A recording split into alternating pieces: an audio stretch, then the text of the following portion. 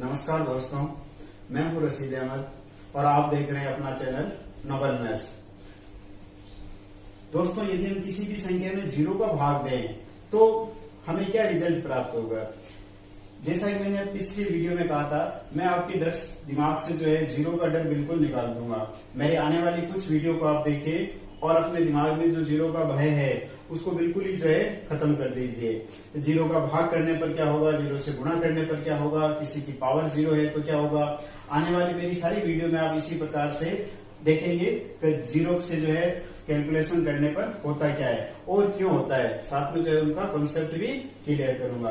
तो दोस्तों, मेरी सभी वीडियो को जो है इस प्रकार से देखते रहिए और चैनल को जो है सब्सक्राइब कीजिए, लाइक कीजिए और शेयर कीजिए वीडियो को। देखिए, मैं यहाँ एक कैलकुलेशन कर रहा हूँ, आपको इसे ध्यान से देखना है और बताना है इसमें मैंने कहाँ गलती की है। अगर कोई मिस्टेक हो तो मेरे को कमेंट्स बॉक्स में लिख करके बताएं, या अगर आपकी चीज़ समझ में आ जाए तो मुझे कमेंट्स बॉक्स में लिख करके बताएं। अन्यथा इस वीडियो के लास्ट में मैं आपको बताऊंगा कि इसमें गलती कहाँ हुई है। मान लीजिए मेरे पास में दो संख्याएं हैं जो आपस में समान हैं। माना ए और बी दो संख्या है तो इसको मैं लिख सकता हूँ ए बराबर बी, जहाँ ए और बी जो है वो जीरो से बड़ी कोई संख्या है। A B is greater than zero और दोनों आपस में समान है, इसलिए मैं इसको ए बराबर बी लिख सकता हूँ।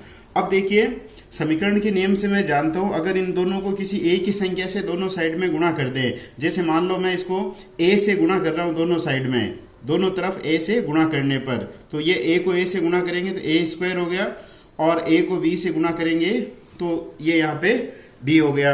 दोनों तरफ ए से गुणा करने पर multiply by A both of side.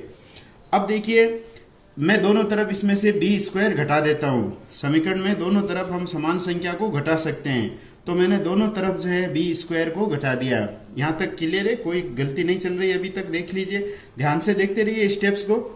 अब देखिए, ए स्क्वायर माइनस बी स्क्वायर, इसमें एक सूत्र लग रहा है, आप जानते हो बीजगणित के सूत्र के हिसाब से इसको मैं a प्लस बी और a माइनस बी में लिख सकता हूँ। ये गुणनखंड का जो एक सूत्र होता है ए स्क्वायर माइनस बी स्क्वायर का, तो इसके अंदर मैंने सूत्र लगा दिया। और इन दोनों में देखो b कॉमन आ रहा है तो मैंने b कॉमन ले लिया, तो यहाँ बच गया a और माइनस b, ये बच गया। अब देखिए, a माइनस बी और a माइनस बी ये दोनों तरफ समान ब्रैकेट है, इसलिए ये कट गया और बाकी मेरे पास में बच गया a प्लस बी बराबर b, ये चीज बच गया। अब देखिए, ए और बी दोनों समान है तो इसका मतलब कोई भी एक मान यहाँ पे रख देता हूं मैं। जैसे मान लो ए और बी समान है तो एक एक रख दिया, दो दो, कुछ भी मान रख दो, लेकिन समान है तो समान। अब वो मान यहाँ पे रख देता हूं तो इसका मान आ गया ये एक और एक दो, तो दो बराबर एक, ये चीज आ गई। आप ए और बी की जगह कोई भी दो समान राशि रख करके देख लीजिए, तो यहाँ पे रिजल्ट प्राप्त हो गया दो बराबर एक। अब बताइए इसमें गलती कहाँ हुई। आप ध्यान से देखिए, अगर आपकी चीज समझ में आ गई है तो आप मुझे कमेंट्स बॉक्स में लिख करके बताइए, अन्यथा वीडियो के लास्ट में जो है मैं बताऊंगा कि आपको इसमें मैंने कहाँ पे गलती की है। हमने गणित का कौन सा जो है नियम इसमें फॉलो नहीं किया है। ध्यान से देखिए और बताइए मेरे को। तो दोस्तों, आइए अब हम देखते हैं किसी भी संख्या में अगर हम जीरो का भाग देंगे तो हमें क्या रिजल्ट प्राप्त होता है। किसी भी संख्या में जीरो का भाग लगाते हैं तो क्या आता है। इससे पहले हमें ये समझना पड़ेगा कि भाग लगाना वास्तव में क्या है। जैसा मैंने अपनी पिछली वीडियो में बताया था कि गुणा करना क्या है, उसी प्रकार से हमें बच्चों को पहले ये समझाना पड़ेगा कि भाग लगाने का वास्तव में अर्थ क्या है।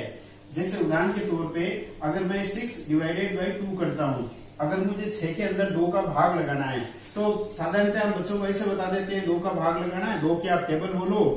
जैसे 3 टाइम्स मैंने बोल दिया इसकी टेबल और यहाँ पे 6 आ गया और इसको घटा दिया तो 0, तो ये 3 बार इसका भाग चला गया। और इन दोनों को जब हम मल्टीप्लाई करके देखते हैं तो ये 6 आ जाता है। लेकिन इसका एक दूसरा अर्थ भी होता है। भाग करने की जो प्रक्रिया होती है, जैसे गुणा की प्रक्रिया को हमने जोड़ से जोड़ करके बताया था, उसी प्रकार से जो भाग की प्रक्रिया है उसको हमें बाकी से जोड़ करके बताना पड़ेगा। जो सब्ट्रैक्ट करना होता है, किसी भी चीज को घटाना होता है बार बार, उससे हमें समझाना पड़ेगा कि 6 के अंदर 2 का भाग लगाना है। इसका मतलब है 6 में से आपको 2 को घटाना है। 6 में से 2 को घटाया मैंने 4 आ गया, फिर 4 में से 2 को घटाया 2 आ गया, फिर 2 में से 2 को घटाया 0 आ गया। तो 6 के अंदर 2 का भाग लगाने का अर्थ है 6 में से 2 को कितनी बार घटाया जाए ताकि हमें शून्य प्राप्त हो जाए। हमें तब तक घटाना है जब तक कि शून्य प्राप्त नहीं हो जाए। तो देखिए मैंने इस प्रक्रिया को जो है 3 बार किया और यहाँ पे 0 आ गया। इसका मतलब हुआ 6 में 2 का जब आप भाग लगाएंगे तो 3 बार भाग जाएगा। ये भाग लगाने का अर्थ होता है। यदि आप ये समझा दोगे तो भाग लगाने का मतलब बार बार घटाना होता है, बार बार उसको सब्ट्रैक्ट करना होता है, डिवीजन करने का मतलब है, तो फिर वो समस्या नहीं आएगी। जैसे एक और मैं बात बता दूं आपको, मान लो हमें 12 के अंदर 3 का भाग लगाना है। इसका मतलब ये हो गया 12 में से 3 को घटाओ 9 बच गया, फिर 9 में से 3 को घटाया 6 बच गया, 6 में से 3 को घटाया 3 बच गया और 3 में से 3 को घटाया तो 0 बच गया। तो ये प्रक्रिया मेरे को 4 बार करनी पड़ी घटाने की, तब जो है 0 प्राप्त हुआ। इसका मतलब इसमें जब हम भाग लगाएंगे तो इसका रिजल्ट 4 आएगा। तो जब हम ये बात बता देंगे बच्चों को तो भाग लगाने का मतलब होता है बार बार घटाना।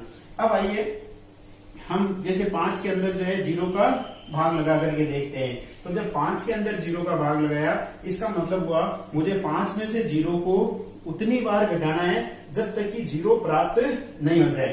तो 5 में से 0 मैंने एक बार घटाया तो 5 बच गया, फिर यहाँ 5 बच गया, फिर इस 5 में से 0 घटाया फिर 5 बच गया, फिर इस 5 में से 0 घटाया फिर 5 बच गया। तो आप बता सकते हैं मैं इसको कितनी बार घटाऊंगा ताकि ये 0 आ जाए। तो आप कहोगे इसको चाहे आप कितनी बार घटा लो, 1000, 2000, लाख, 2 लाख, 10 लाख, चाहे कितनी बार घटा दो, हर बार जो है आपको रिजल्ट 5 ही प्राप्त होने वाला है, 0 प्राप्त नहीं होगा। अर्थात इस प्रक्रिया को मैं चाहे कितनी ही बार कर लूं, कभी भी जो है मेरे को 0 प्राप्त नहीं हो सकता। इसलिए ये जो चीज है ये अपरिभाषित है, अनडिफाइंड है, या हम कहते हैं 0 का भाग लगाना जो है वो वर्जित है। आप किसी भी चीज में 0 का भाग लगा ही नहीं सकते। क्यों नहीं लगा सकते? क्योंकि चाहे आप कितनी बार भाग लगा लो आपको जो है 0 प्राप्त नहीं होगा। जब हम इसको घटाएंगे तो चाहे आप इसको कितनी बार घटा लो आपको जो है 0 प्राप्त नहीं हो सकता। अर्थात इसका भाग लगाना जो है वो वर्जित नहीं है, या हम इसको कहते हैं ये जो है नॉट डिफाइंड है, अनडिफाइंड है। दोस्तों इसको चाहे कितनी बार घटा लो, मतलब अनंत बार अगर हम घटा लेंगे। अनंत क्या होता है तो मेरे आगे आने वाली वीडियो में आप देखोगे अनंत और अपरिभाषित के अंदर जो है क्या अंतर है। ये मेरे आगे आने वाली नेक्स्ट वीडियो में आप देखोगे। तो जो अनंत होता है, कई बार हम जो है इसको 1/0 को अनंत लिख देते हैं। तो मेरे आगे आने वाली वीडियो में आप देखोगे कि 1/0 का मतलब अनंत होता है या जो है अनडिफाइंड होता है। नॉट डिफाइंड, अनडिफाइंड या अनिर्धारित, अनिर्धारित रूप जो है इसको हम कहते हैं। तो अनिर्धारित होता है या अनंत होता है, ये मेरे आगे आने वाली वीडियो में आप देखोगे। तो दोस्तों इस प्रकार से 0 का भाग लगाना वर्जित है, क्योंकि 0 को हम जब भाग लगाते हैं तो चाहे हम कितनी बार घटा लें इससे जो हमें 0 प्राप्त नहीं हो सकता। इसलिए हम कहते हैं इसमें 0 का भाग लगाना मना है। कई बच्चे जो है ऐसे 5/0 जो है बराबर 0 लिख देते हैं, जो कि गलत है। 0 का मतलब तो ये हो गया कि आपने उसको 0 बार घटाया और 0 प्राप्त हो गया, तो होता ही नहीं है। चाहे कितनी बार घटा लो, 0 बार घटा दो, चाहे उसको लाख बार घटा दो, हमें जो 0 प्राप्त ही नहीं होता है। इसका मतलब इसके रिजल्ट को हम 0 तो नहीं लिख सकते। इसलिए हम लिख सकते हैं 5/0, या कोई भी चीज में अगर नीचे जो है हर के अंदर अगर डिनोमिनेटर के अंदर अगर 0 आया हुआ है तो फिर हम इसको लिखेंगे यहाँ पे वर्जित है, 0 का भाग नहीं लगाया जा सकता। ऐसे शब्दों में हमें लिखना पड़ेगा। अगर 5/0 का कोई पूछता है क्या रिजल्ट आएगा तो आप लिखोगे 0 से भाग नहीं लगाया जा सकता, या 0 का भाग लगाना वर्जित है। स्टार्टिंग में मैंने आपको ये चीज कैलकुलेशन बताई थी, एक आपको चीज पूछी थी कि इसमें बताइए कहाँ पे गलती की है। तो देखिए अब हम इसका हल देखते हैं। ये चीज जो मैंने बताई थी स्टार्टिंग में, यहाँ पे इस स्टेप को देखिए। इस स्टेप में देखिए मैंने दोनों साइड में a माइनस बी को काट दिया था। तो गणित के अंदर काटने का अर्थ होता है भाग लगाना। देखिए इस स्टेप को मैं ऐसे लिख सकता हूँ, a प्लस बी बराबर B a minus B upon a minus B. इस a माइनस बी को इसके नीचे लिख दिया। अभी भी यहाँ पर भी जो है ये ब्रैकेट इससे कट रहा है, लेकिन वास्तव में ये चूंकि a और b समान है, देखिए a और b का मान समान है, इसलिए a माइनस बी का मान हो गया 0 तो यहाँ पे देखिए ये चीज बन रही है 0/0 और मैंने यहाँ पे जो है 0 का भाग लगा दिया। इसको काटने का मतलब है मैंने इसके अंदर 0 का भाग लगा दिया, भाग को अलाउड कर दिया, जबकि हम जानते हैं 0 का भाग अलाउड नहीं है। जबकि यहाँ पे मैंने अलाउड कर दिया, तो मैंने इस गणित के एक जो है नियम की पालना नहीं की, यहाँ पे गणित के नियम से जो है मैंने हट करके काम कर दिया, इसलिए जो है हमें ऐसा जो है ये रिजल्ट प्राप्त हो गया। तो दोस्तों 0 के भाग को अगर हम अलाउड कर देंगे तो हमें इस प्रकार की अनेक जो है कोई भी किसी भी संख्या को किसी भी संख्या के समान सिद्ध किया जा सकता है। तो ये ऐसे भ्रामक जो है आंसर उत्पन्न हो जाएंगे, इसलिए जो है 0 का भाग जो है अलाउड नहीं है। यहाँ पे मैंने 0 के भाग को अलाउड किया तो मुझे जो है ये परिणाम देखने को मिला, इसलिए हम 0 को भाग को जो है अलाउड नहीं करते हैं, या हम कहते हैं 0 का भाग देना वर्जित है। उम्मीद है आपकी बात समझ में आ गई होगी कि 0 का भाग देना क्यों वर्जित है। अगर हम इसको वर्जित कर देते हैं, अगर एक बार भी मैं अलाउड कर देता हूं, तो इस प्रकार के और भी कई उदाहरण दे सकता हूं मैं, जहां पे अगर हमने 0 के भाग को अलाउड कर दिया तो गणित के अंदर जो है ऐसी भ्रामक स्थितियां उत्पन्न हो जाएगी और सारी गणित जो है वो फेल हो जाएगी। उम्मीद है आपको मेरी जानकारी जो है पसंद आई होगी और ये डाउट आपके क्लियर हो गया होगा कि किसी भी चीज में जब 0 का भाग देते हैं तो क्या रिजल्ट प्राप्त होता है। मेरी इसी प्रकार की और वीडियो देखते रहिए। वीडियो देखने के लिए आप जो है इस चैनल को सब्सक्राइब कीजिए और बेल आइकन को दबा दीजिए। वीडियो यदि पसंद आती है तो आप इसको लाइक करें, और अगर पसंद नहीं आती है, कोई कमी रहती है, तो आप कमेंट्स बॉक्स में लिख करके बताइए। वीडियो में कोई कमी है तो उसको दूर कर दी जाएगी।